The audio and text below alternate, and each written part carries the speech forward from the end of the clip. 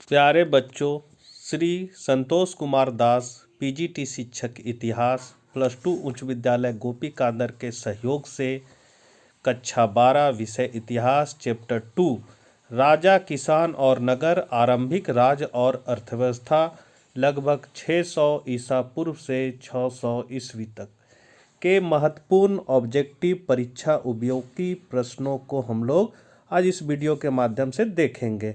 अपने चैनल पर यदि आप नए हैं तो चैनल को सब्सक्राइब कर ले, घंटी के आइकन को दबा ले और वीडियो को ज़्यादा से ज़्यादा अपने मित्रों के बीच शेयर भी करें ताकि वो भी इसका लाभ उठा सके।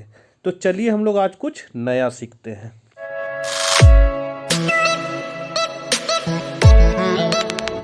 पहला क्वेश्चन है, मौर्य वंश का संस्थापक कौन था? तो चंद्रगुप्त। चंद्रगुप्त की मृत्यु कहाँ हुई थी? तो श्रवणबेलगोला में। चंद्रगुप्त मौर्य किस धर्म को मानने वाला था? तो जैन धर्म। मौर्य वंश का अंतिम राजा कौन था? तो वो था बृहदत्त। मौर्यकालीन टकसाल का प्रधान कौन था? तो पनयाध्यक्ष। मौर्य वंश की राजधानी कहाँ थी? पाटलिपुत्र। मौर्यकालीन कलिंग राज्य कहाँ स्थित था? उड़ीसा में। मौर्य प्रशासन में समाहर्ता कौन था? तो राजकीय कर संग्रह अधिकारी। मौर्य काल में ब्राह्मदेय क्या था? तो वो था भूमिदान। अशोक का व्यक्तित्व धर्म क्या था? तो बौद्ध धर्म। अशोक ने महेंद्र और संघमित्रा को धर्म प्रचार के लिए किस देश में भेजा? तो सिंहल द्वीप। अशोक किस वंश का शासक था? तो मौर्य वंश का। अशोक कौन से बौद्ध भिक्षु के प्रभाव में आकर बौद्ध धर्म का समर्थक बन गया? उपगुप्त। उत्तरी पश्चिमी भारत में प्राप्त अशोक के अभिलेखों में लिपि का प्रयोग किया गया है? तो खरोष्ठी लिपि। अशोक के कुल कितने अभिलेख अभी तक प्राप्त हुए हैं? तो 44। अशोक द्वारा प्रचारित बौद्ध धर्म कहाँ प्रचलित कहाँ नहीं हुआ? तो श्रीलंका। अशोक किस वंश का शासक था? तो मौर्य वंश। जीवक ने वैद्य की शिक्षा कहाँ से पाई? तो तक्षशिला। जीवक कहाँ का रहने वाला था? तो राजगीर। जीवक की ख्याति किस रूप में हुई थी? तो वैद्य के रूप में। अंग राज्य आधुनिक बिहार के किस जिले में अवस्थित था? तो भागलपुर। बिंबिसार का संबंध किस वंश से था? तो हार्यक वंश। जरासंध का संबंध किस वंश से था? तो बृहदत्त वंश। तक्षशिला किस राज्य में स्थित था? तो गांधार राज्य। सेल्यूकस ने अपनी पुत्री का विवाह किस राजा से किया था? तो चंद्रगुप्त मौर्य से। धर्म विजय का उल्लेख अशोक के किस शिलालेख में है? तो 13वें। कालिदास किसके समकालीन थे? तो चंद्रगुप्त द्वितीय के। भारत का नेपोलियन किस शासक को कहा जाता है? तो समुद्रगुप्त को। मगध की प्राचीन राजधानी कहाँ थी? राजगिरी। मगध का प्राचीनतम राजवंश कौन था? तो हार्यक वंश। पाटलिपुत्र को किस राजा ने सर्वप्रथम अपनी राजधानी बनाई? तो उदयन ने। पाटलिपुत्र नगर की स्थापना उदयन ने किस नदी के संगम पर की थी? तो गंगा, सोनपुर, पुनपुन, इन सभी के संगम पर। रथ मुसल नामक आक्रामक यंत्र का प्रयोग किस जनपद में सबसे पहले किया गया? तो मगध में। ताम्रलिप्ति बंदरगाह अवस्थित था? तो बंगाल में। राजगिरी की नगर वधु का नाम था? तो सालवंती। किसने लिखा वास्तविक सुकर्म वह है जिसमें प्रजा सुखी तथा प्रसन्न हो? तो कौटिल्य ने। चंद्रगुप्त मौर्य के काल में कलिंग की राजधानी थे? तो तोसाली। आर्यभट्ट कहाँ का वासी था? तो पटना का। द्वितीय नगरीकरण के नगरों को क्या कहा जाता है? तो लौह युगीन नगर। भारत का प्राचीनतम ज्ञात अभिलेख कौन सा है? तो वोगजाकोई का अभिलेख। मेगास्थनीज किस यूनानी शासक के राजदूत के रूप में पाटलिपुत्र आया था? तो सेल्यूकस। कलिंग युद्ध का वर्णन किस अभिलेख में किया गया है? 13वें शिलालेख में। चीनी यात्री फाहियान किस शासनकाल में भारत आया? तो विक्रमादित्य के।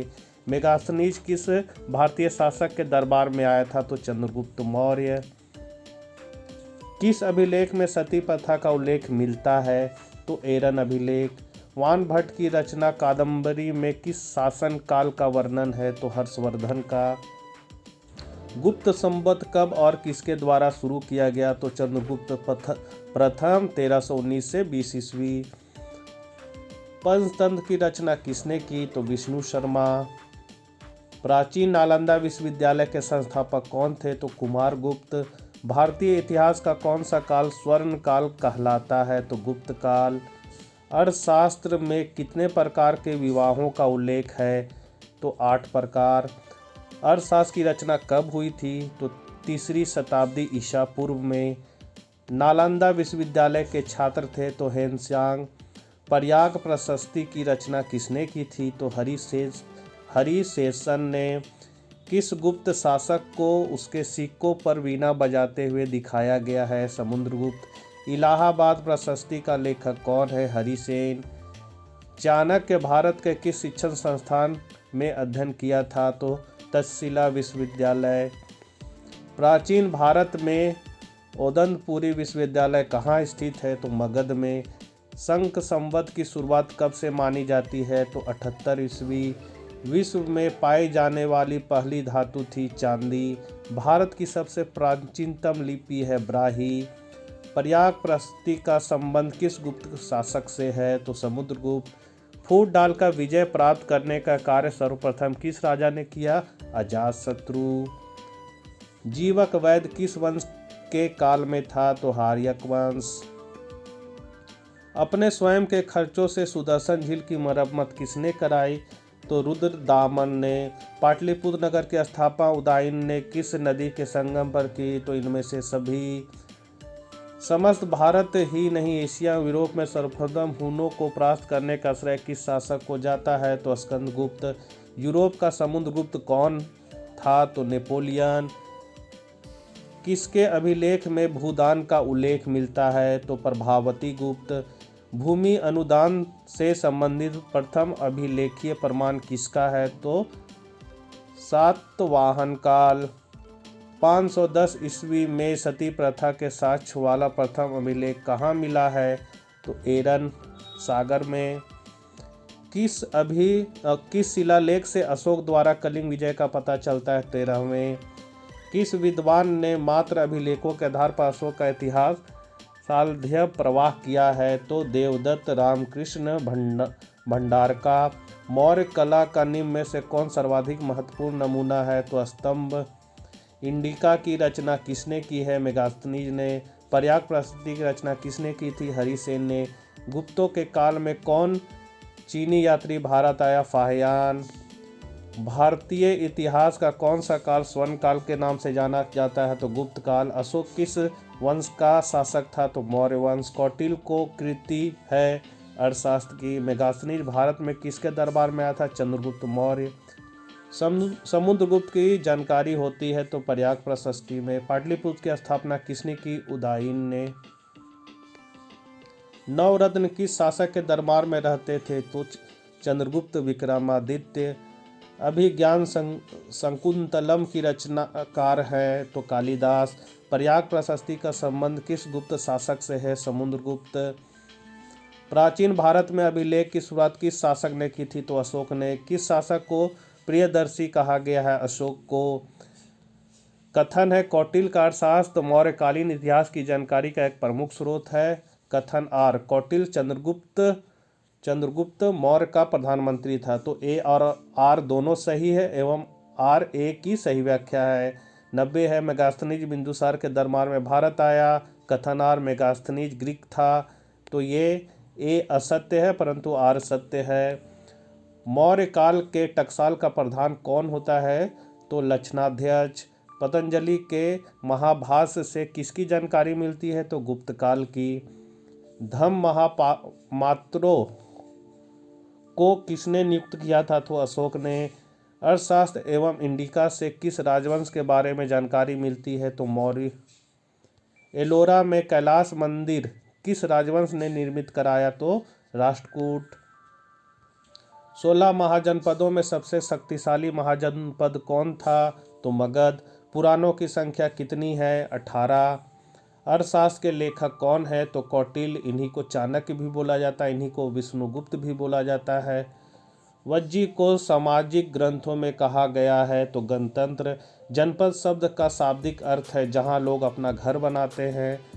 पंच चिन्ह वाले सिक्के बने होते हैं? तो बी और सी दोनों, मतलब चांदी के और तांबे के।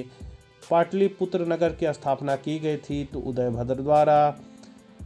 तक्षशिला विश्वविद्यालय कहाँ स्थित है? पाकिस्तान में। फाहियान किसके शासनकाल में भारत आया था? तो चंद्रगुप्त द्वितीय। भारत का नेपोलियन किस शासक को कहा जाता है? समुद्रगुप्त को। कनिष्क का राज्यारोहण कब हुआ था? तो 78 ईस्वी में। मौर्य साम्राज्य का प्रथम शासक कौन था? तो चंद्रगुप्त मौर्य। मेगास्थनीज कौन था? तो राजदूत था। धर्म की शुरुआत किसने की थी? अशोक ने। मौर्य साम्राज्य का तृतीय शासक कौन था? तो अशोक।